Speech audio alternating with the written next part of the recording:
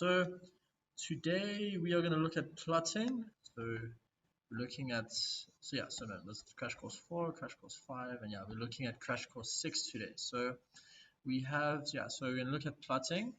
My goal today is to just do past paper questions with you, because I feel like that's where you learn the most. That has all the tricks, that has everything that I'm going to give to you. So I'm not going to give you guys theory and then say, this is the theory, now let's do papers. We're just going to get straight into papers. I'll explain the idea of the things, the intuition behind things, and then that's it, like just papers. And that's generally what MPR is about. Like it's more intuition, it's just about knowing, like driving a car, and then afterwards you just want to strengthen your intuition. So when it comes to plotting, there's a lot of stuff to plotting. Like if you go through past papers, you'll see that there's line graphs, there's subplots, there's a lot of stuff. So the goal of today's class is to do everything. So there's nothing left out. Okay.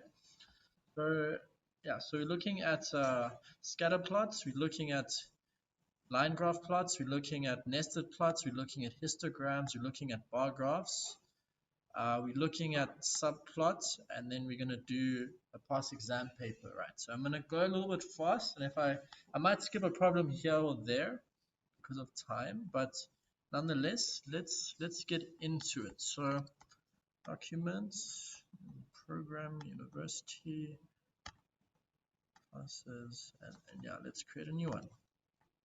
Okay, guys.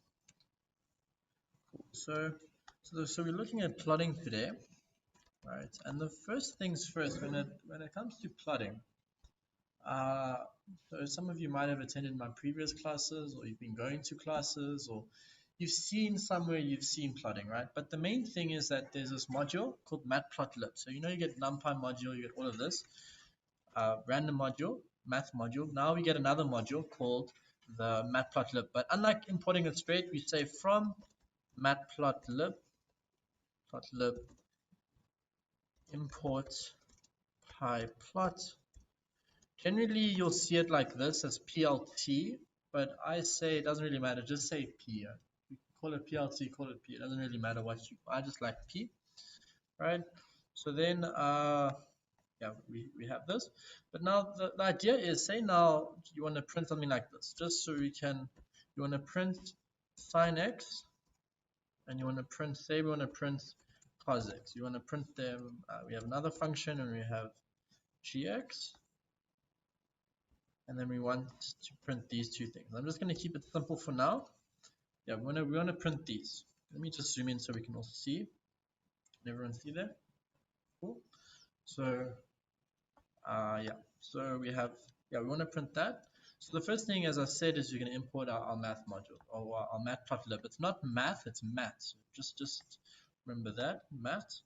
And you want to print this thing. So the first thing you want to do is you want to create a basically data for the x, right? So usually they'll say print this as x is an element of, I'm just going to use like elements of 0 to 2 pi, right? So yeah, we're going to do this quickly. Let's rather just say small x. Okay. So then what we do is you first want to create your x values, and you're going to create an array for that. So we're going to import numpy as np, numpy as np, and then we're going to create our we're going to first create our x. So x will equal to np.linspace.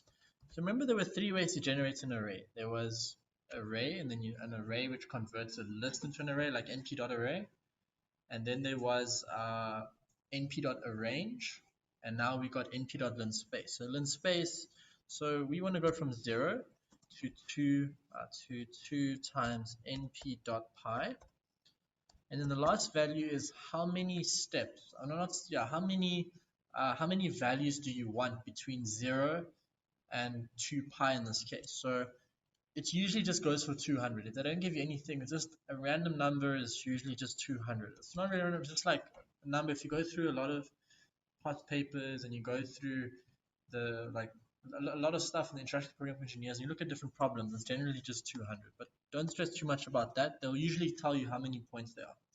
So it's like this. So just so we can have as a reminder, np.linspace, and we are going, so remember, so it's the start, it's the stop, and it's how many values you want. Okay, values we want in there. So we have our x values. So now we've created our x array, and then we create our f of x, we create our f of x, and this is going to equal, so we say np dot sign, and then we're going to, so we want to put, so you're going to put the x inside there, right? So if you're putting an array inside sign, what is our f of x going to be? It's going to be an array. So over here, we come here. So if you're putting an array in, getting an array out. Okay, and remember they're equal lengths, because we should all be comfortable with the ideas of arrays and how they work by now. So yeah, and then we got our next one, which is g of x, and then we'll say is equals to np dot and just cos of x, right? And just for example, say you want this one to be green. Say they said to us this one must be green, dotted lines, just as an example, green dotted. And then this one they said it should be say blue, and then solid line. Okay, so let's plot it. Okay, so we have our x values and we have our basically our y values, our f of x and our g of x. So then we're gonna say p dot plot, and then we're gonna, okay, so the first thing is you put your x values and you put our f of x, and then you define the color. So what do we want? We want it to be, we said the first one should be green and then solid. So no, dotted, so you just put a dot. That's it. So if you want a solid line, you put it there. If you want a dot, you put it, just put a dot, right? And you'll see now how that works. And then you go to the next line, and then we say, so then x again, we define it. Then we say g of x, and then we have our next values, and then we're going to say, okay, this one should be blue, so you just put a b for blue, and then it should be solid. Okay, and then that's it. And then we say p dot show. If you run it, we'll see. Wait, let's try again. Sometimes it does this. Okay, there we go. So we have, this is our two graphs, right? So but now we don't know which graph is which, and we'll get to that now. But let's just look at the colors. So you see this one is blue and this one is green. Now, how, say in the test they say this one should be black and this one should be blue, this one should be dotted. Like they'll usually give you a graph or a picture or something, and you must, obviously you have to get this thing. So either you can memorize the different color codes and the different line styles, or what you can do is just as a reminder, it's like a little cheat code that you can do in the test. You can say from matplotlib import, so we're going to import pylab, not pyplot, pylab, as, or just pylab, and then you say help, and then you say pylab dot plot. Okay, so this is, you have to remember this. There's really no way around it. And then you run it, and then we're going to get all this information here, right? You'll see there's a lot of information, but if you keep scrolling down, eventually we will see, let's go, yeah, you see, there's our color codes. We see there. Do we all have this? Are we all seeing this? Do you have it on your laptop screens? Yes, no? Okay. So then, yeah. So those are our color codes, and then these are our marker styles. But remember, it's always going to be, come here, it's always going to be, wait, sorry, let me just go up. So it's always going to be, the first one is the color and the other one is blue. But say you leave that out, let's leave that out and see what happens. If you run it, you're going to see that it just puts default colors there. If you don't put anything there, you don't have to always put stuff, but just get rid of those commas. If we run it now, you'll see that it just puts solid line default. Okay, so so it's going to put solid line default, so you don't have to always put it there, but in this case we can see it should be green, should be dotted, right, and then the other one should be blue solid. Okay, blue solid. But say now we have special characters as well. say they want it, just as an example, if we scroll down, you'll see that there's special line styles. You scroll down, so you see these are your special line styles. So line styles, and wait, over here, so dash line style. So if you want to put a dash style, okay, wait, where's this thing? So you just put one next to it like that when you run it, and then you'll see that it's dashed. You see? Then if you put a dot next to it, then it will be dash dot. If you put a star next to it, it's going to be everything. It's basically solid with stars. So we can make fewer points. If we make, say, let's make this 100, so we can see fewer data points, and then you run it. Oh wait, run it, and now you see there's fewer data points, but can you see there's a solid line and then with a star? So you guys get the idea, right? I mean, it's not the most difficult thing, but yeah, so you have to remember that. Okay, now let's get straight into Actuate. Before I move on, because now we've got two graphs. Say now we want to put a legend here, just there. We want to know which one is which. Then and also want to put headings, like we want to put titles and we want to put a quick heading. Right, then what we do is we put some decorations. So we say p.title, right, and then we'll say cos, or we'll say sine x versus cos x. You can put that in there, right? And then you can change the font size as well. So we'll say font size is equals to 14. This is something general. So the font size is what you want the size to be. And then we can do is we can just copy this. So that adds a title. So wait, so if I just run this, you'll see we've got a little title going on now, right? But just note, say you want to make that, sometimes they'll ask you to make the title look fancy. They'll ask you to make it look fancy. So then, so this is just standard, right? Like this is just plain text, but if you want it to be fancy, put an R next to it, and then you put a dollar sign inside and a dollar sign at the other end. It's just something random, but you'll see now what it does. You run it and we'll see that it's, okay, believe it or not, it actually has changed. Okay, like say now, for example, say we said we must plot sine squared versus cos cubed or something, just as an example, right? So say now, like, so I've just changed it a bit. I've changed the question a bit. We want it to be sine, we must plot sine squared and cos cubed, and then you must make them verse one another. So all you do is you come here, square this, come here, and you cube that, right? And then if we run it now, we'll see that it looks a little bit strange, but we got something nonetheless. It's actually a bit strange. And then, but obviously we need to update this. So then we're going to say, so we obviously want there to be a square there, and we want there to be a cube there.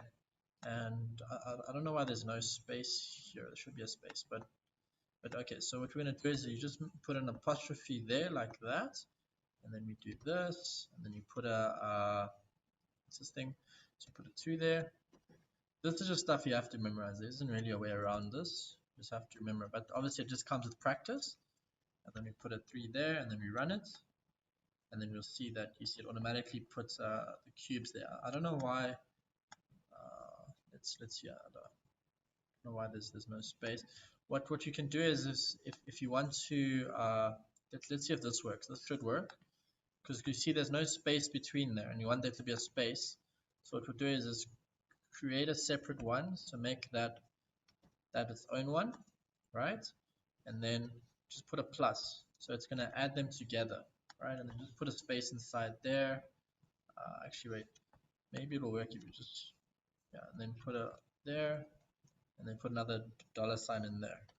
So if you run it now, you'll see, okay, there's still no space, but we wanted to say verse.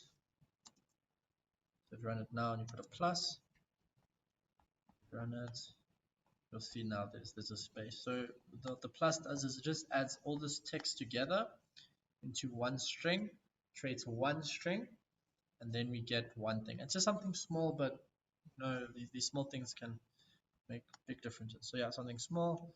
And then what you want to do is we obviously want to just add our title and then our legend at the end. So I mean our labels. So we're going to say our X label, and then we're going to have, so we'll just call this X, and we can say font size 14, say font size 14, and then we'll create the second one, which is obviously our Y label, and then we'll make that Y, or we'll just make that, yeah, we'll make that Y, and then if we run it now, we'll see that we're going to get an error. Why is there an error? So it says there invalid syntax. It means because we put two of these things here. There's two apostrophes, so we don't need that. So we run it now and we see we get that. So there's our Y and there's our X. Okay, now let's just add a legend over there. Add a little legend there. Now with a legend, you need to define what each thing is. Like you actually need to define the graph. So you need a list for that. So we're going to say legend, legend list, or LG list, and you have to literally create strings. So the first one, the first graph, and it's plotted based on the order of how you've plotted it. It's based on this order. So the first one is what is our first plot? It's going to be, okay, LG list, and then so that is, let's see, and then you can actually take this fancy text. You can take the fancy text, and then put that there. Alright, and then you just, so that's the first graph, and then the second one, you can take the fancy text, and then you can put that in the next one, right? So we have that, and then we just need to define the legend, so we'll say p.legend, and then, yeah, we say legend list, that goes there first, and then the location, we'll say is equals to lower right, like lower, let's see, lower, what's that, lower left. I think this should work, lower left. And then we have our font size. So it's font size, which is equals to 14. If you run it now, you see that put a little legend. Can you see that? Put a little legend there. So that works. Now say we want it right. Say we can put it right, lower right, and then it puts it right, you see. Now I'm also just going to give you guys another thing about this stuff. You can also use numbers. So you can say, if we say 1 for example, it puts it there. So if I remember, it's not necessarily, it's like basically like quadrants. I think this is the first quadrant, second quadrant, third quadrant, fourth quadrant. So if you say 2, you run it. Let me just get rid of this. This is annoying me. Okay, so you run it, you see now it's in the second quadrant. If you say 3, see it's in the third quadrant. If you say 4, it's in the fifth quadrant, the fourth quadrant, right? And then there's also the other ones here. So that's 4. And then if you say you want it there, like in the middle there, then you say 5. If we say 5, it should move it there. And then if I remember this one was 6 here, so we say 6, and we change it. We'll see there's 6, and then this should be 7 over there. And oh no, 7 is apparently back there for some reason. Let's try 8. 8 puts it there. And then 9, that's strange. Yeah, 9 puts it there. So that's something just to take note of, right? Something small, but yeah, but we want it there. So that was the the third quadrant. So we can either say lower left, or you can say 3. Which one? I prefer the numbers. Then, but you can also say lock, say hashtag location is equals to lower left. Because sometimes you might forget, because you'll probably want to say bottom. Like, let's see if bottom left works. Maybe that just to see that if it works. So say if you forget it's lower and you say bottom, see if it works. Okay, you see that gives an error. So you might forget that it's lower, right? So numbers are always better, because then you know, okay, I must put this thing in the third quadrant. and we're engineers, so we can relate to that, and we can change the font sizes. But yeah, that's like the most basic of graphs, right, that we can do. And now let's move on to. Okay, so I just want us to take a look at this question. So this is a plotting question, as we see here, and this is from semester test to 2017 question 2, right? And they tell us write a function plot decay that takes a list. So write a function plot decay. So we got function def plot decay that takes a list of alpha values. So I'm just going to call it alpha, like that,